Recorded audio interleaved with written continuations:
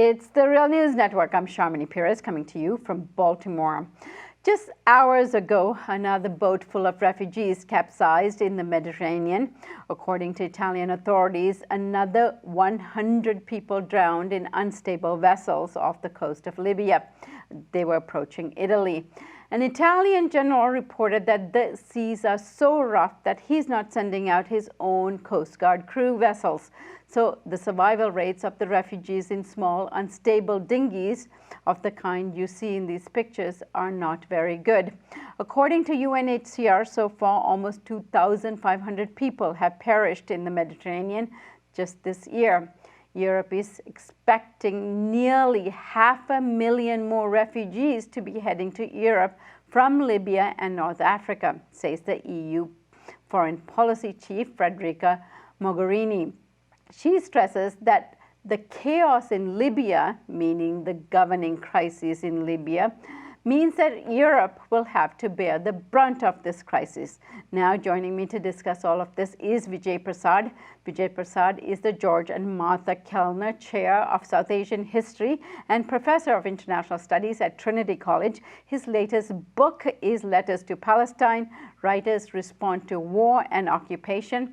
And he is also the author of Arab Spring, Libyan Winter. Vijay, thank you so much for joining us today. Pleasure. Vijay, describe the reason why so many refugees have come to Libya and what are they seeking refuge from?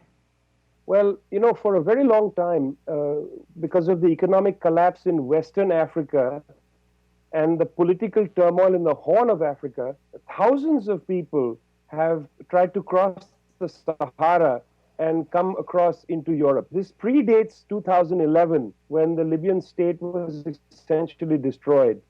But when the Libyan state was destroyed in 2011, that chaos opened the door to human traffickers who now had an opening in northwestern Libya to basically put these very desperate people onto old rusty fishing vessels or rubber dinghies and push them off to sea so that hopefully they'll get to Lampedusa, which is an island, an Italian island, and the entry point for the refugees to enter Europe. So the collapse of the Libyan state provided an enormous opportunity. These human traffickers essentially rooted themselves in a number of towns in northwestern Libya. Some people say that along that coastline now, about 50% of the gross domestic product is being basically harnessed through this human trafficking trade. What are the countries they are coming from? I mean, in the old routes are people coming from Nigeria, from Gambia, from Senegal. They come in large numbers. These are countries that have essentially had the economies eviscerated by the International Monetary Fund type of policies. They're also coming from Eritrea and Ethiopia. There's turmoil, political turmoil. Some of it is religious turmoil through the way in which the global war on terror has been fought.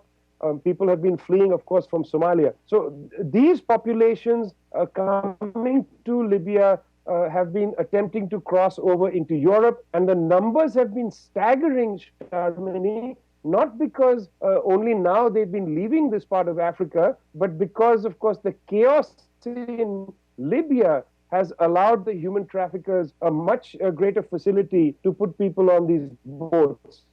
And this is a very perilous journey because already this year, over 2,500 people have died, according to the Refugees Agency. And at the same time last year, the death toll was about 1,800. So we're seeing increased numbers of people trying to get into Europe, and we're seeing increased numbers of deaths.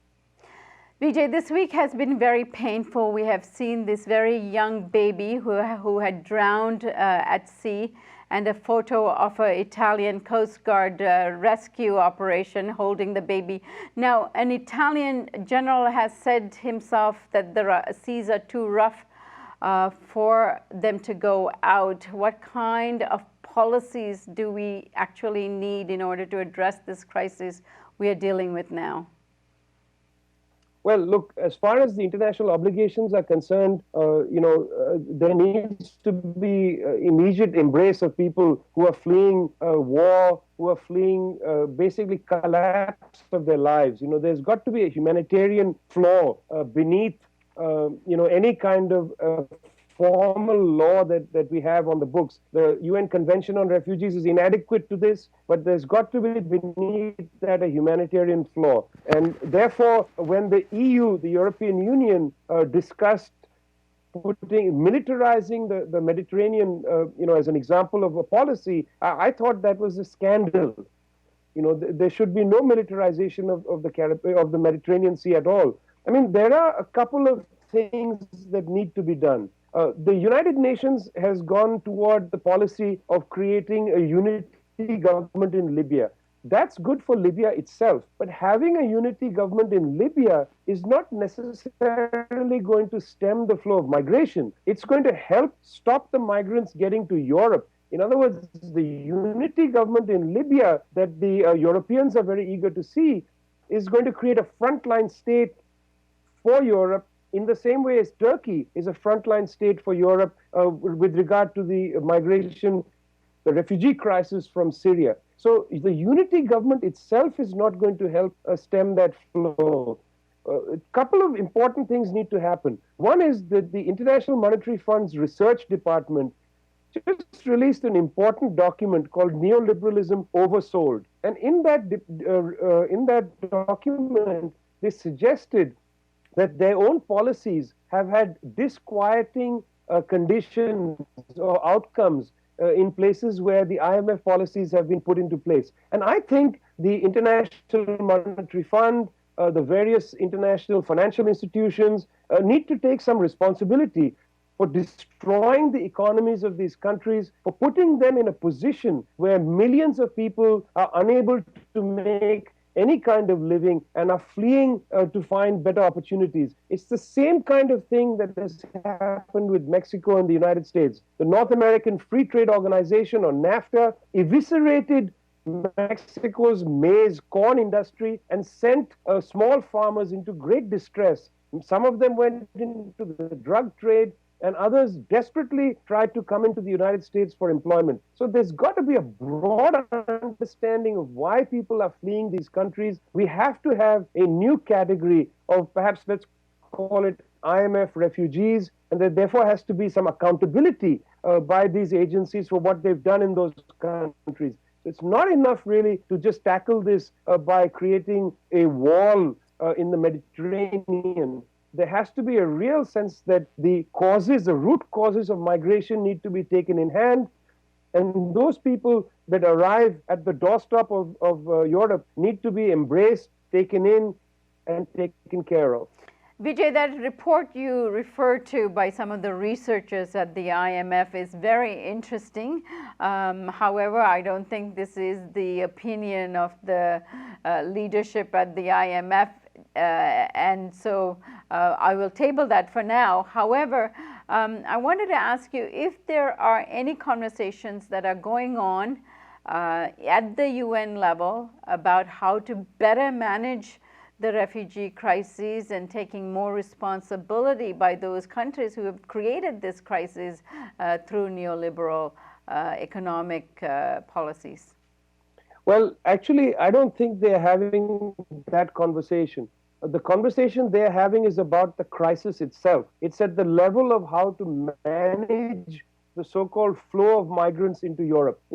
There are two different crises taking place. One crisis is the Syrian wars crisis, which has impacted Greece, Turkey, Eastern Europe, and all the way out to Germany. The second crisis is the crisis in Libya, which is really a crisis of economic policies in Western Africa, of the nature of the global war on terror in the Horn of Africa. And the very fact that there are these different authors of distress for people doesn't seem to bother the people who are having this conversation. They are worried about the fact that there are refugees entering Europe. And therefore, they've put all these people together and they're trying to understand how to deal with all these people in the same way, which is why they've created these hierarchies of refugees. In other words, those who are so-called genuine refugees fleeing, say, the war in Syria, they have to find a mechanism to deal with them.